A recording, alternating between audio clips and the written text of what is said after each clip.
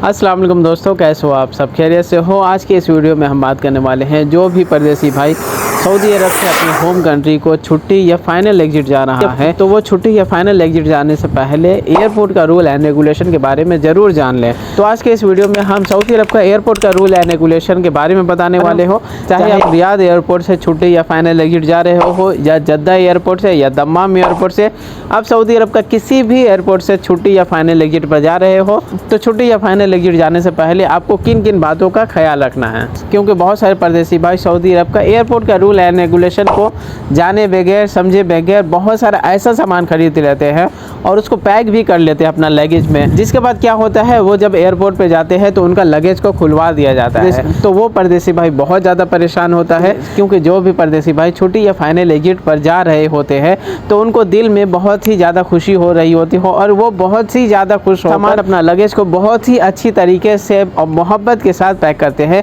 और उसके बाद जब वो एयरपोर्ट पर जाते हैं तो उनका लगेज को खुलवा दिया जाता है, जिसके बाद परदेसी भाई मायूस हो जाते हैं। तो ऐसा प्रॉब्लम आपको फेस ना करना पड़े, ऐसा प्रॉब्लम आपके साथ ना हो, इसी वजह से आप छुट्टी या फाइनल एग्जिट जाने से पहले आप सऊदी अरब का सभी एयरपोर्ट का रूल एंड रेगुलेशन को जान लें। जिस वक्त आप शॉपिंग कर रहे हो तो आपको कौन कौन सा सामान खरीदना चाहिए और कौन सा सामान आपको नहीं खरीदना चाहिए। तो सबसे इम्पोर्टेंट और सबसे ज़्यादा पूछा जाने वाला सवाल के बारे में मैं बता रहा हूँ। जब भी कोई भी परदेसी भाई छुट्टी या फाइनल एग्जिट पर जाते हैं तो उनका पहला सवाल यही होता है कि भाई अपने साथ सोना गोल्ड कितना लेकर जा सकते हैं। यूँ तो सऊदी अरब का एयरपोर्ट का ऐसा रूल है कि आप 50,000 रियाल तक का सोना अपने साथ खरीद कर लेकर जा सकते हो, लेकिन अगर आप ऐसा करते हो तो आपको बहुत ही ज़्यादा नुकसान झेलना पड़ेगा, क्योंकि सऊदी अरब का कस्टम का ये तो रूल है। लेकिन जिस कंट्री में आप जा रहे हो, फल मिसाल के तौर पर अगर आप इंडिया का किसी भी एयरपोर्ट पर जा रहे हो, चाहे दिल्ली हो, मुंबई हो या लखनऊ एयरपोर्ट हो, तो अगर आप इस एयरपोर्ट पर जाओगे तो वहाँ का कस्टम रूल एंड रेगुलेशन कुछ अलग होता है। तो ऐसा आप बिल्कुल भी ना करें। अगर आपको अपने साथ सोना लेकर जाना है, गोल्ड लेकर जाना है, तो आप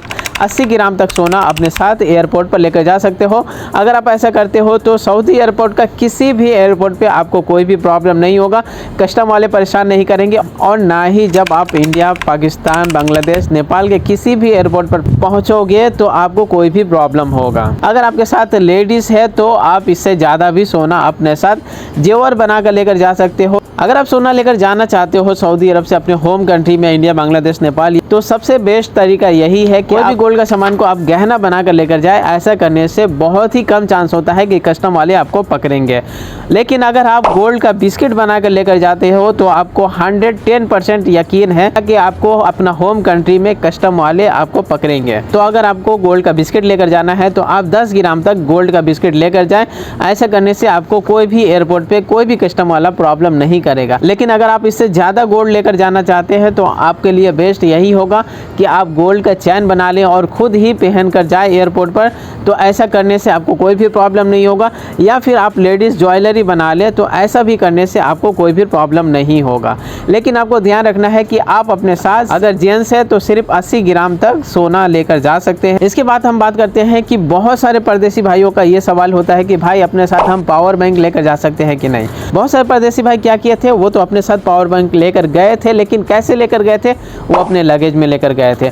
तो ऐसा गलती आपको नहीं करना है। अगर आप अपने साथ पावर बैंक को लेकर जाना चाहते हैं तो आप अपने हैंड बैग में पावर बैंक को लेकर जाए। ऐसा करने से आपको कोई भी कस्टम वाला नहीं रोकेगा और आपका पावर बैंक नहीं निकाला जाएगा। लेकिन अगर आप अपना पावर बैंक को लगेज में रखते हो और जितना भी अच्छा तरह से अगर आप पैक कर देते हो अपना लगेज को, तो इससे कोई भी फ़ायदा नहीं है।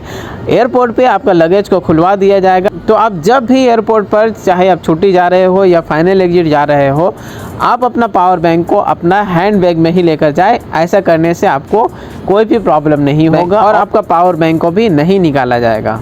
इसके अलावा बहुत सारे परदेसी भाइयों का सवाल था कि भाई हम अपने साथ आईफोन कितना पीस लेकर जा सकते हैं। अगर आप अपने साथ नया आईफोन लेकर जाना चाहते हो तो आप पैक, अगर आपके पास 2 आईफोन है तो सिर्फ 2 आईफोन ही अपने साथ लेकर जा सकते हैं। जो कि नया हो, वो बॉक्स में पैक है, तो इस तरीके से आप सिर्फ 2 आईफोन लेकर जा सकते हैं। लेकिन अगर आप पुराना या सेकेंड हैंड आईफोन वगैरह लेकर जाना चाहते हैं तो आप 3 या 4 आईफोन लेकर जा सकते हैं। इसमें कोई भी प्रॉब्लम वाली बात नहीं है। इसके अलावा बहुत सारे परदेसी भाइयों का ये भी सवाल होता है, एंड्रॉयड मोबाइल लेकर जाना चाहते हैं अपने होम कंट्री को, इंडिया, बांग्लादेश, नेपाल वगैरह, तो वो कितना पीस लेकर जा सकते हैं।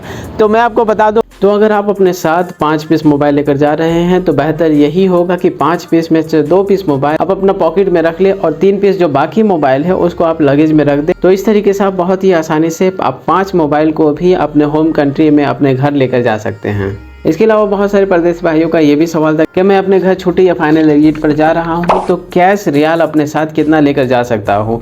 क्या कैश रियाल को मैं अपना लगेज में रख कर लेकर जाऊँ या फिर हैंड बैग में लेकर जाऊँ या अपना पॉकेट में रखना बेहतर होगा। तो मेरे भाई, अगर आप सऊदी अरब से अपने होम कंट्री में छुट्टी या फाइनल एग्जिट पर जा रहे हो और आपके पास कैश रियाल ज़्यादा है, फॉर एग्जाम्पल किसी के पास 20,000 रियाल है या 30,000 रियाल है या फिर इससे ज़्यादा अमाउंट है, तो बेहतर आपका यही होगा कि छुट्टी जाने से पहले ही आप पैसे को घर का अकाउंट पर पैसा को ट्रांसफ़र कर दें। उसके बाद अपना छुट्टी या फाइनल एग्जिट लेकर अपने घर पर जाए, क्योंकि ज़्यादा कैश रियाल अगर आप लेकर जा रहे हो एयरपोर्ट पर तो कस्टम वाले आपको पकड़ेंगे और आपसे हिसाब जो है मांगा जाएगा। क्योंकि सऊदी अरब में मैक्सिमम जो लोग काम करते हैं उनका सैलरी 1500 से लेकर 2000 रियाल तक है, और अगर आपके पास 20,000 रियाल या 30,000 रियाल है, इतना सारा अमाउंट आपके पास कहाँ से आया, यही सवाल जो है आपसे कस्टम वाले पूछेंगे। मुझे भी पता है कि शायद आप लोग ना दे सकें, तो कोशिश यही करें कि ज़्यादा कैश रियाल आप अपने साथ लेकर ना जाएं। आप अपने साथ 5,000 रियाल या 10,000 रियाल तक कैश अमाउंट लेकर जा सकते हैं। इसके अलावा बहुत सारे परदेसी भाइयों का ये भी सवाल होता है कि मैं सऊदी अरब में काम कर रहा हूँ और मैं यहाँ से लैपटॉप लेकर अपने होम कंट्री को जाना चाहता हूँ।